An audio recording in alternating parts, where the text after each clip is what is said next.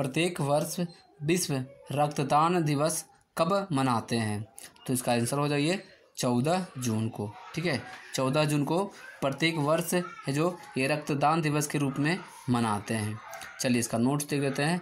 हर साल 14 जून को विश्व रक्तदान दिवस यानी कि वर्ल्ड ब्लड डोनर डे मनाया जाता है। माना जाता है कि साल 1868 में आज ही के दिन मशहूर इम्यूनोलॉजिस्ट कार्ल लैंडस्टीनर का जन्म हुआ था। कार्ल लैंडस्टीनर ने ही ये एबीओ ब्लड ग्रुप सिस्टम की खोज की थी, जिसके बाद इंसानों में अलग अलग ब्लड ग्रुप ये पता चला है।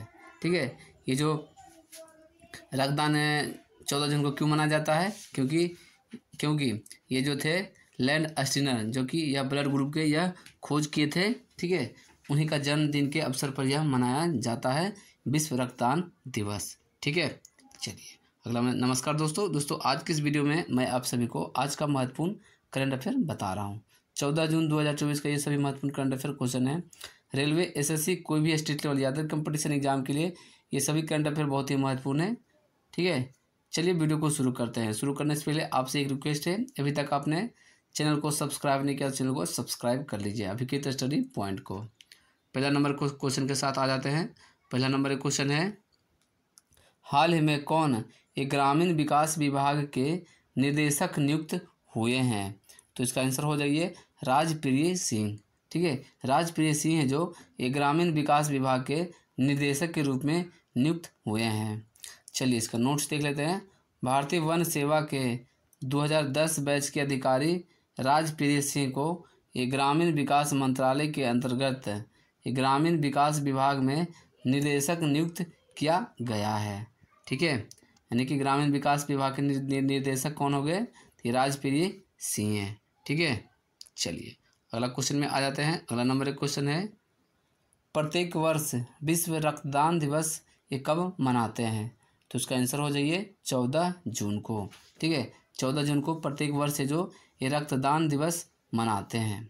चलिए इसका नोट से, हर साल 14 जून को विश्व रक्तदान दिवस यानी कि वर्ल्ड ब्लड डोनर डे मनाया जाता है। माना जाता है कि साल 1868 में आज ही के दिन मशहूर इम्यूनोलॉजिस्ट कार्ल लैंडस्टीनर का जन्म हुआ था। कार्ल लैंडस्टीनर ने ही एबीओ ब्लड ग्रुप सिस्टम की खोज की थी, जिनके बाद इंसानों में ये अलग अलग ब्लड ग्रुप पता चला है। अगला क्वेश्चन में आ जाते हैं। अगला नंबर क्वेश्चन है, हाल ही में पेरू और किस देश ने शांतिपूर्ण चंद्र अन्वेषण के लिए आर्टेमिस समझौते पर हस्ताक्षर किए हैं? तो इसका आंसर हो जाइए स्लोवाकिया। ठीक है, ये पेरू और स्लोवाकिया के बीच में एक शांतिपूर्ण चंद्र अन्वेषण के लिए ये आर्टेमिस समझौता हुआ है। ठीक है, अगला चलिए इसका नोट देख लेते हैं। पेरू और स्लोवाकिया ने नासा के आर्टेमिस समझौते पर हस्ताक्षर किए हैं, जिससे वे अंतरिक्ष के सुरक्षित अन्वेषण पर अमेरिका के नेतृत्व वाले समझौते में शामिल होने वाले तेजी से बढ़ते देशों में नवीनतम बन गए हैं।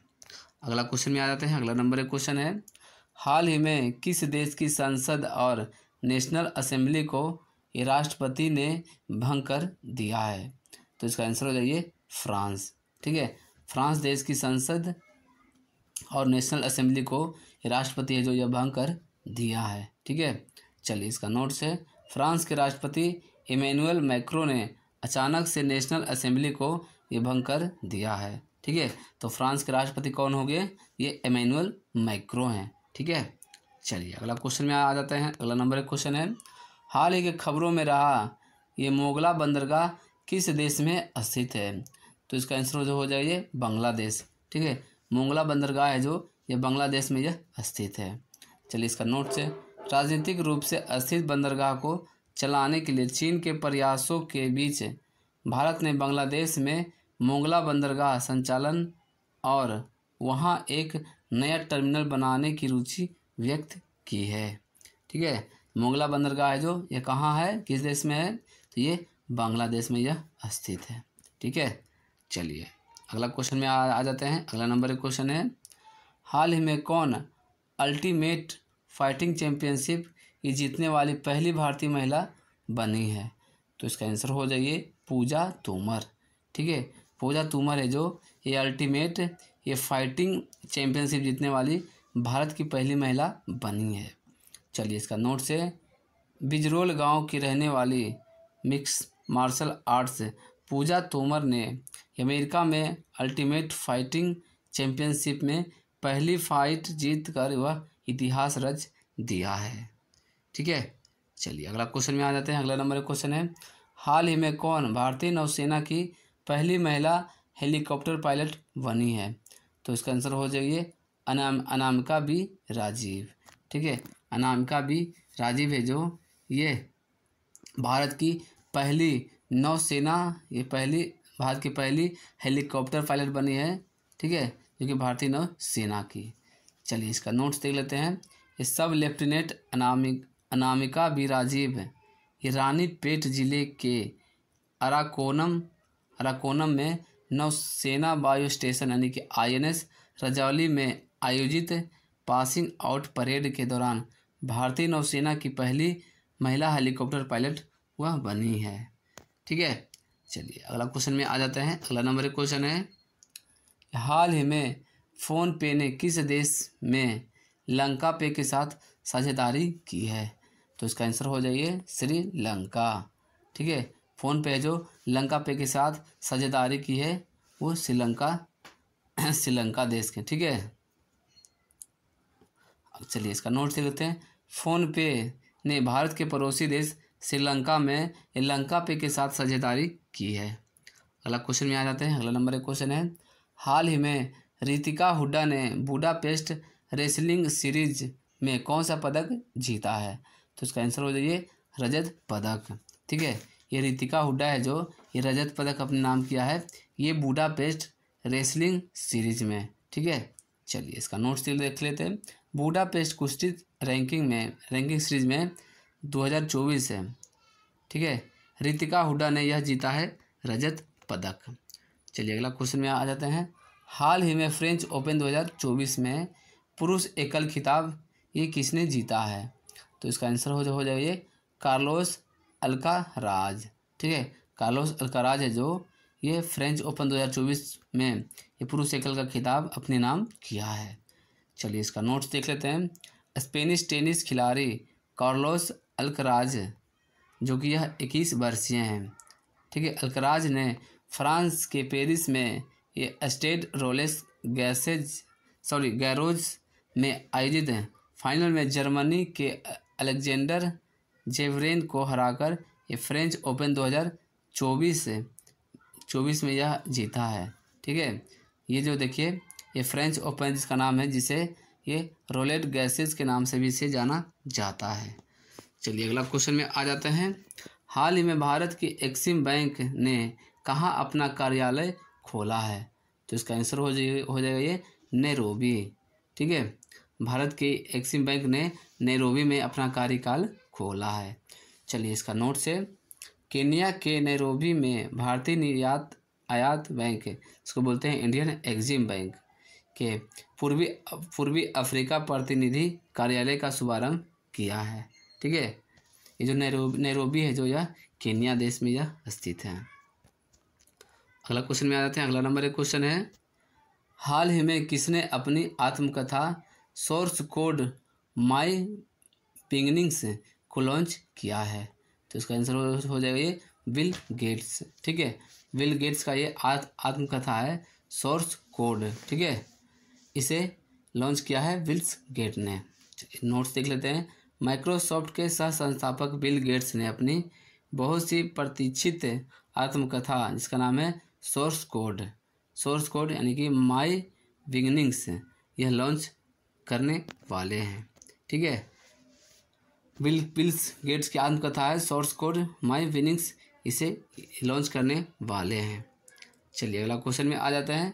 हाल ही में मोटो जीपी इंडिया 2025 कहाँ आयोजित किया जाएगा? तो इसका आंसर हो जाइए नोएडा। ठीक है, मोटो जीपी इंडिया 2025 है जो यह नोएडा में इसका आयोजन किया जाएगा। चलिए इसका नोट्स देख लेते हैं। उत्तर प्रदेश सरकार ने मोटो जीपी इवेंट के लिए अपना योजना का खुलासा किया है, क्योंकि इसे 2025 से 29 तक नोएडा शहर द्वारा आयोजित किया जाएगा और स्पेन के डोन स्पोर्ट और भारतीय भागीदार फेयर स्टेट स्पोर्ट के साथ ये सहयोग की घोषणा की है। ठीक है, तो ये मोटो जीपी इंडिया 2025 का आयोजन कहाँ होगा? ये नोएडा में होगा। ठीक है, अगला क्वेश्चन में आ जाते हैं। तो दोस्तों अब बता रहे हैं आपको, आज है 14 जून। 14 जून का कुछ महत्वपूर्ण इतिहास पॉइंट है। ठीक है, 14 जून 1658 में ये ड्यून्स के युद्ध में ब्रिटिश और फ्रांसीसी सेना ने स्पेन को हराया था। चलिए आज ही के दिन यानी कि 14 जून 1905 को प्रसिद्ध संगीत राधिका हीराबाई बारोदकर का जन्म हुआ था। 14 जून 1907 को नॉर्वे में महिलाओं को मतदान का अधिकार मिला था। ठीक है, आज ही के दिन 14 जून 1907 को नॉर्वे में महिलाओं को मतदान करने का अधिकार मिला था। 14 जून 1934 को ऑस्ट्रेलिया की राजधानी वियना में हिटलर और ये मसोलिनी की मुलाकात हुई थी। आज ही के दिन, ठीक है, ऑस्ट्रेलिया की जो राजधानी है वियना, वहाँ पे हिटलर और ये मसोलिनी की यहाँ पे मुलाकात हुआ था। अगला है 14 जून 1946 यानी कि आज ही के दिन अमेरिका के ये 45वें राष्ट्रपति डोनाल्ड ट्रंप का जन्म हुआ था। ठीक है, आज ही के दिन जो है डोनाल्ड ट्रंप का जन्म हुआ था। तो दोस्तों आज आपको आज का महत्वपूर्ण करंट अफेयर बताएं हैं। अगर आपको वीडियो अच्छा लगा, वीडियो को लाइक कीजिए, कमेंट करके बताइए कि आज का बेस्ट क्वेश्चन कौन सा रहा। इस वीडियो को अपने दोस्तों के साथ शेयर कीजिए। अभी तक आपने अभिकृत स्टडी पॉइंट को आप सब्सक्राइब नहीं किया, चैनल को सब्सक्राइब कर लीजिए। चलिए मिलते हैं फिर अगले वीडियो में।